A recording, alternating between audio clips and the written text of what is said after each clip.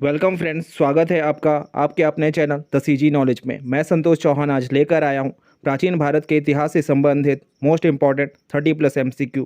Friends, मैंने इसमें most important और सिलेक्टेड क्वेश्चन लिए हैं जो कि आपके आने वाले किसी भी एग्जाम के लिए मोस्ट इंपॉर्टेंट होंगे। तो फ्रेंड्स, इस वीडियो को अंत तक देखिएगा और अगर आपने हमारे इस चैनल को सब्सक्राइब नहीं किया है तो प्लीज़ इस चैनल को सब्सक्राइब करें, जिससे आपको हमारे आने वाले वीडियोज़ का बेनिफिट्स मिलता रहे।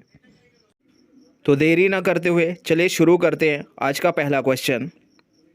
तो आज का पहला क्वेश्चन है, मौर्य वंश का संस्थापक कौन था? ए बिंबिसार, बी चंद्रगुप्त मौर्य, सी बिंदुसार या फिर डी अशोक।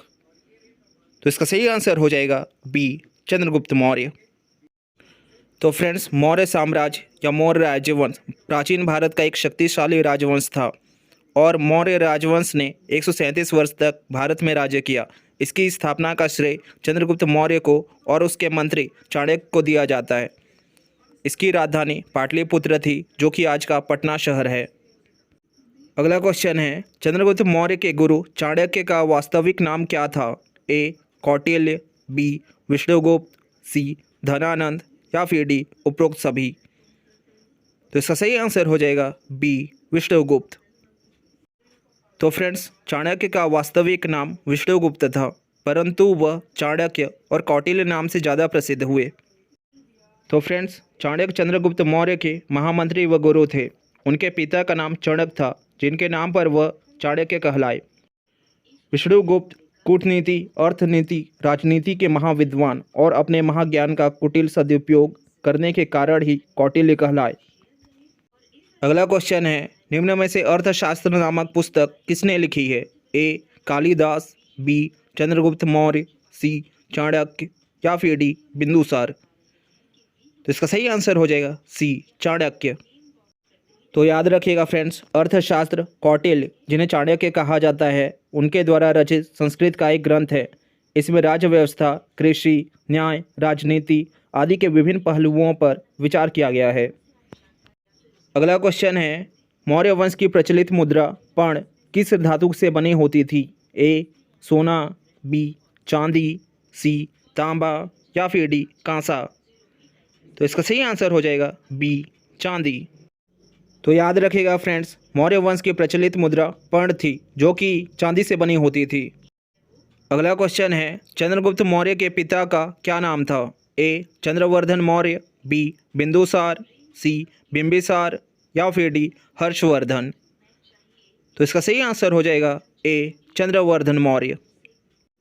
तो फ्रेंड्स, विविध प्रमाणों और समीक्षा के बाद यह साबित होता है कि चंद्रगुप्त के पिता चंद्रवर्धन मौर्य थे। और फ्रेंड्स, ऐसा माना जाता है कि नंद वंश के अंतिम शासक धनानंद ने उनकी हत्या धोखे से कर दी थी। अगला क्वेश्चन है, सिकंदर का सेनापति कौन था जिसे चंद्रगुप्त ने पराजित किया? ए सेंड्रोकोट्स, बी एंडोकोट्स, सी सेल्यूकस या फिर डी मेगस्थनीज। तो इसका सही आंसर हो जाएगा सी सेल्यूकस। तो फ्रेंड्स, सिकंदर की मृत्यु के बाद भारत के विजित क्षेत्रों पर सेल्यूकस उत्तराधिकारी बना। वह सिकंदर द्वारा जीता हुआ भूभाग प्राप्त करने के उद्देश्य से 305 ईसा पूर्व में भारत पर पुनः चढ़ाई किया, परंतु चंद्रगुप्त ने सेल्यूकस निकेटर को पराजित कर एरिया, एराकोसिया, जेद्रोसिया और कई भूभाग को अधिकृत कर विशाल मौर्य साम्राज्य की स्थापना की। अगला क्वेश्चन है, सेल्यूकस की पुत्री कौन थी जिसे चंद्रगुप्त का विवाह हुआ? ए हेलेना, बी नोनवल्ला, सी पद्मावती या फिर डी अपाला। तो इसका सही आंसर हो जाएगा ए हेलेना। तो फ्रेंड्स, सेल्यूकस चंद्रगुप्त से पराजित होने के बाद अपने पुत्री हेलेना, जिसका नाम कार्नेलिया भी मिलता है, का विवाह चंद्रगुप्त से कर दिया और चंद्रगुप्त ने उपहार में सेल्यूकस को 500 हाथी प्रदान किए। अगला क्वेश्चन है, सेल्यूकस के राजदूत का क्या नाम था? ए इब्न बतूता, बी मेगस्थनीज, सी ह्वेनसांग या फिर डी फाहयांग। तो इसका सही आंसर हो जाएगा बी मेगस्थनीज। तो फ्रेंड्स, सेल्यूकस के राजदूत का नाम मेगस्थनीज था, जिसने चंद्रगुप्त मौर्य के शासन के बारे में इंडिका नाम की एक किताब लिखी है। अगला क्वेश्चन है, चंद्रगुप्त मौर्य की माता का क्या नाम था? ए धर्मा, बी दुर्धरा, सी हेलेना या फिर डी पद्मावती। तो इसका सही आंसर हो जाएगा ए धर्मा। तो याद रखिएगा फ्रेंड्स, चंद्रगुप्त मौर्य के पिता महाराज चंद्रवर्धन और माता महारानी धर्मा थी। याद रखिएगा फ्रेंड्स, चंद्रगुप्त मौर्य के पिता महाराज चंद्रवर्धन की हत्या धनानंद द्वारा की गई थी। अगला क्वेश्चन है, चंद्रगुप्त मौर्य की मृत्यु कहाँ हुई? ए पाटलिपुत्र, बी वैशाली, सी श्रवणबेलगोला या फिर डी कुशीनगर। तो इसका सही आंसर हो जाएगा सी श्रवणबेलगोला। तो फ्रेंड्स, चंद्रगुप्त मौर्य की मृत्यु 298 ईसा पूर्व में श्रवणबेलगोला कर्नाटक में हुई। फ्रेंड्स, इस वक्त उनकी आयु 47-48 वर्ष के करीब थी। और फ्रेंड्स, श्रवणबेलगोला से मिले शिलालेखों के अनुसार चंद्रगुप्त मौर्य ने अपने अंतिम दिनों में जैन धर्म को अपना लिया था। अगला क्वेश्चन है, अमित्र घात के नाम से किस मौर्य शासक को जाना जाता है? ए चंद्रगुप्त मौर्य, बी बिंबिसार, सी बिंदुसार या फिर डी अशोक। तो इसका सही आंसर हो जाएगा सी बिंदुसार। तो फ्रेंड्स, बिंदुसार मौर्य राजवंश के दूसरे राजा थे जो चंद्रगुप्त मौर्य के पुत्र थे। बिंदुसार को ही अमित्र घात, सिंहसेन, मद्रसार तथा अजातशत्रु वारिसार कहा गया है, जो कि महान मौर्य सम्राट अशोक के पिता थे। फ्रेंड्स, अक्सर बिंदुसार और हर्यक वंश के शासक बिंबिसार को लेकर कन्फ्यूजन होता है। तो फ्रेंड्स, आप इसे इस तरह याद कर सकते हैं, प्राचीन भारत के इतिहास के प्रमुख बिंदु हैं सम्राट अशोक और अशोक के पिता हैं बिंदुसार। तो फ्रेंड्स, इस तरह सम्राट अशोक को प्राचीन भारत का प्रमुख बिंदु मानकर हम याद रख सकते हैं कि उसके पिता बिंदुसार थे। अगला क्वेश्चन है, बिंदुसार के माता का क्या नाम था? ए धर्मा, बी दूरधरा, सी हेलेना या फिर डी चारुमित्रा। तो इसका सही आंसर हो जाएगा बी दूरधरा। तो फ्रेंड्स, बिंदुसार चंद्रगुप्त मौर्य एवं दूरधरा का पुत्र था, जिन्होंने दक्षिण भारत की तरफ भी राज्य विस्तार किया।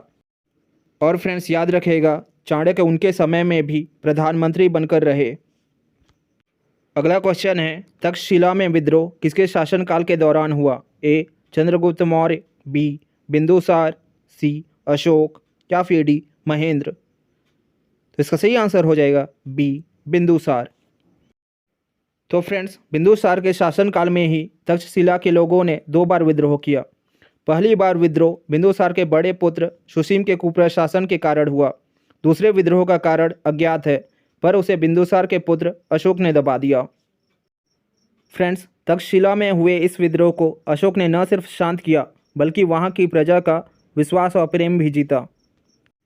अगला क्वेश्चन है, सम्राट बिंदुसार की पत्नी का क्या नाम था? ए चारुमित्रा, बी सुभद्रांगी, सी दूरधरा या फिर डी ए और बी दोनों। तो इसका सही आंसर हो जाएगा डी ए और बी दोनों। तो फ्रेंड्स, याद रखिएगा, सम्राट बिंदुसार की पत्नी का नाम चारुमित्रा और सुभद्रांगी था। अगला क्वेश्चन है, मौर्य प्रशासन में राजस्व प्रमुख अधिकारी को क्या कहा जाता था? ए समाहर्ता, बी कर्मांतिक, सी सन्निघाता या फिर डी आटविक।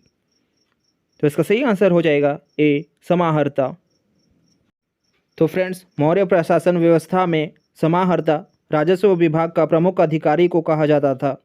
फ्रेंड्स, इसके अलावा सन्निघाता कोषाध्यक्ष एवं वित्त मंत्री को, कर्मांतिक उद्योग और व्यापार की निगरानी का प्रमुख निरीक्षक को, अंतर्वेशिक सम्राट की व्यक्तिगत रक्षक का सेना प्रमुख होता था, वहीं आटविक वन विभाग का प्रमुख अधिकारी, वहीं पौर राजधानी शहर का शासक होता था। अगला क्वेश्चन है, मौर्य शासन के दौरान वन विभाग का प्रमुख क्या कहलाता था? ए समाहर्ता, बी कर्मांतिक, सी सन्निघाता या फिर डी आटविक। तो इसका सही आंसर हो जाएगा डी आटविक। तो याद रखिएगा फ्रेंड्स, मौर्य काल में वन विभाग का प्रमुख अधिकारी आटविक कहलाता था। अगला क्वेश्चन है, बिंदुसार के मंत्री का क्या नाम था? ए सुबंधु, बी कात्यायन, सी सुसीम या फिर डी तिष्य। तो इसका सही आंसर हो जाएगा ए सुबंधु। याद रखिएगा फ्रेंड्स, सुबंधु संस्कृत भाषा के एक कवि थे और ये वासवदत्ता नामक गद्य काव्य के रचयिता हैं। अगला क्वेश्चन है, मौर्यकालीन न्याय व्यवस्था में पूर्ण साहस दंड के लिए कितना अर्थदंड देना होता था? ए 48 से 96 पाउंड, बी 100 से 200 पाउंड, सी 200 से 500 पाउंड या फिर डी 500 से 1000 पाउंड। तो इसका सही आंसर हो जाएगा ए 48 से 96 पाउंड। तो फ्रेंड्स, मौर्यकालीन न्याय व्यवस्था में पूर्ण साहस दंड के लिए 48 से 96 पाउंड, मध्यम साहस दंड के लिए 200 से 500 पाउंड और वहीं उत्तम साहस दंड के लिए 500 से 1000 पाउंड तक देना होता था। अगला क्वेश्चन है, मौर्य वंश का सबसे प्रतापी शासक किसे कहा जाता है? ए चंद्रगुप्त मौर्य, बी बिंदुसार, सी अशोक या फिर डी महेंद्र। तो इसका सही आंसर हो जाएगा सी अशोक। तो फ्रेंड्स, अशोक, जिन्हें अशोका द ग्रेट के नाम से जाना जाता है, मगध के तीसरे मौर्य सम्राट थे। इनका शासनकाल 268 ईसा पूर्व से 232 ईसा पूर्व तक था। उनके साम्राज्य में भारतीय महाद्वीप का एक बड़ा हिस्सा शामिल था, जो कि फ्रेंड्स पश्चिम में वर्तमान अफगानिस्तान से लेकर पूर्व में वर्तमान बांग्लादेश तक फैला था, जिसकी राजधानी पाटलिपुत्र थी। अगला क्वेश्चन है, सम्राट अशोक के शिलालेखों की खोज किसने की थी? ए दयाराम साहनी, बी राखलदास बैनर्जी, सी फैंथेलर या फिर डी जेम्स प्रिसेप। तो इसका सही आंसर हो जाएगा सी फैंथेलर। तो फ्रेंड्स, भारत में शिलालेखों का प्रचलन सर्वप्रथम अशोक ने किया। अशोक के शिलालेखों की खोज 1750 में टी फैंथेलर ने की और इनकी संख्या 14 है। परंतु अशोक के अभिलेखों को पढ़ने में पहली सफलता 1837 ईस्वी में जेम्स प्रिसेप को मिली। अगला क्वेश्चन है, अशोक वदानमाला के अनुसार अशोक की माता कौन थी? ए सुभद्रांगी, बी करुवाकी, सी पद्मावती या फिर डी असंघमित्रा। तो इसका सही आंसर हो जाएगा ए सुभद्रांगी। फ्रेंड्स, उत्तर भारतीय स्रोत अशोका वदानमाला सुभद्रांगी को अशोक की मां बताते हैं, जबकि श्रीलंकाई स्रोत वाम सातपाक्सिनी उनका उल्लेख धर्मा के रूप में करते हैं। अगला क्वेश्चन है, सम्राट अशोक की कितनी पत्नियां थीं? ए 3, बी 4, सी 5 या फिर डी 7। इसका सही आंसर हो जाएगा सी 5। तो फ्रेंड्स, विभिन्न स्रोतों में अशोक की 5 पत्नियों का उल्लेख मिलता है, जिनमें हैं देवी, करुवाकी, असंघमित्रा, पद्मावती और तीसरी रक्षिता। अगला क्वेश्चन है, सम्राट अशोक के किस पत्नी को अपने खुद के शिलालेखों के लिए जाना जाता है? ए देवी, बी असंघमित्रा, सी करुवाकी या फिर डी पद्मावती। तो इसका सही आंसर हो जाएगा सी करुवाकी। तो फ्रेंड्स, करुवाकी अशोक की एकमात्र साम्राज्ञी हैं जिसे उनके अपने शिलालेखों से जाना जाता है। उसका उल्लेख इलाहाबाद के एक स्तंभ पर खुदे हुए एक शिलालेख से किया गया है। अगला क्वेश्चन है, सिंहली अनुश्रुतियों, दीपवंश एवं महावंश के अनुसार सम्राट अशोक को बौद्ध धर्म की दीक्षा किसने दी थी? ए मुगलेपुत्र तिस, बी विष्णुगुप्त, सी उपगुप्त या फिर डी निगोथ। तो इसका सही आंसर हो जाएगा डी निगोथ। तो फ्रेंड्स, सिंहली अनुश्रुतियों, दीपवंश एवं महावंश के अनुसार सम्राट अशोक को अपने शासन के 14वें वर्ष में निगोथ नामक भिक्षु द्वारा बौद्ध धर्म की दीक्षा दी गई थी। तत्पश्चात मुगलेपुत्र तिस के प्रभाव से वे पूर्णतः बौद्ध हो गए थे। वहीं फ्रेंड्स, दिव्यादान के अनुसार सम्राट अशोक को बौद्ध धर्म में दीक्षित करने का श्रेय उपगुप्त नामक बौद्ध भिक्षु को दिया जाता है। अगला क्वेश्चन है, सम्राट अशोक के दौरान कौन सी बौद्ध संगीति का आयोजन हुआ था? ए पहली, बी दूसरी, सी तीसरी या फिर डी चौथी। तो इसका सही आंसर हो जाएगा सी तीसरी। याद रखेगा फ्रेंड्स, प्रथम बौद्ध संगीति अजातशत्रु के शासनकाल में, द्वितीय बौद्ध संगीति कालाशोक के शासनकाल में, तृतीय बौद्ध संगीति अशोक के शासनकाल में और चतुर्थ बौद्ध संगीति कनिष्क के शासनकाल में हुई। अगला क्वेश्चन है, देवानामप्रिय और प्रियदर्शी आदि नामों से किस शासक को जाना जाता है? ए चंद्रगुप्त मौर्य, बी बिंदुसार, सी अशोक या फिर डी महेंद्र। तो इसका सही आंसर हो जाएगा सी अशोक। याद रखिएगा फ्रेंड्स, देवानाम प्रिय का अर्थ है देवताओं का प्रिय, वहीं प्रियदर्शी का अर्थ है देखने में सुंदर। अगला क्वेश्चन है, सम्राट अशोक के अतिरिक्त किस मौर्य शासक को देवानाम प्रिय कहा गया है? ए दशरथ मौर्य, बी संप्रति मौर्य, बी शालिशुक या फिर डी देववर्मन मौर्य। तो इसका सही आंसर हो जाएगा ए दशरथ मौर्य। फ्रेंड्स, दशरथ मौर्य मौर्य राजवंश के राजा थे। वो सम्राट अशोक के पौत्र थे। अपने दादा सम्राट अशोक की भांति दशरथ भी बौद्ध धर्म के अनुयायी होने के कारण देवा नाम प्रिय से जाने गए। अगला क्वेश्चन है, सम्राट अशोक ने किसे बौद्ध धर्म के प्रचार के लिए श्रीलंका भेजा? ए महेंद्र, बी संघमित्रा, सी बृहद्रथ या फिर डी ए और बी दोनों। तो इसका सही आंसर हो जाएगा डी ए और बी दोनों। तो फ्रेंड्स, सम्राट अशोक ने अपने पुत्र महेंद्र और पुत्री संघमित्रा को बौद्ध धर्म के प्रचार के लिए श्रीलंका भेजा था। अगला क्वेश्चन है, किस शिलालेख में अशोक ने खुद को उपासक कहा है? ए पहला, बी दूसरा, सी तीसरा या फिर डी चौथा। तो इसका सही आंसर हो जाएगा ए पहला। तो फ्रेंड्स, प्रथम शिलालेख में अशोक ने खुद को उपासक कहा है, जिसका अर्थ होता है बौद्ध धर्म का अनुयायी। सम्राट अशोक को चक्रवर्ती सम्राट कहा जाता है, जिसका अर्थ होता है सम्राटों का सम्राट।